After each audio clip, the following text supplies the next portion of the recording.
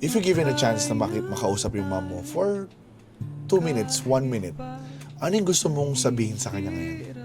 Siguro, gusto ko sabihin sa kanya. Gusto ko ulit mag-sorry.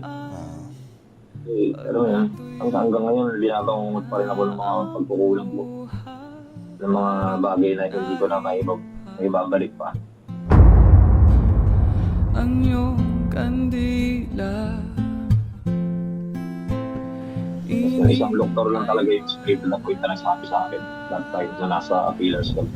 Sabi niya, pinusap niya ako sa labas.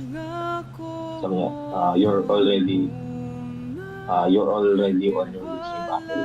You're fighting a losing battle. So isip, narinig ko. Parang alam mo ano, yung tumigil yung oras, tumigil yung mundo.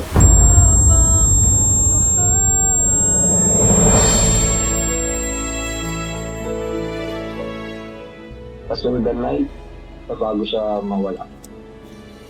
Habang nagkakwento ako sa kanya, sa sorry ako. Tapos kwento ko na rin yung mga future plans ko. Mga ganito. Yung plano ko sa family, sa sarili ko, sa karir ko. Niyakap niya ako. Sobrang tagal. Kasi yun, mga 30 minutes. Para ako pinapatuloy. So, that was the only time na nalaramdaman ko ulit yung yakap ng mama. So, sobrang pinaganito.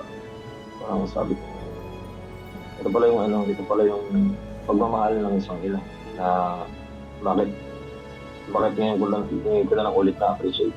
Bakit ngayon ko na lang ulit naranasan ko.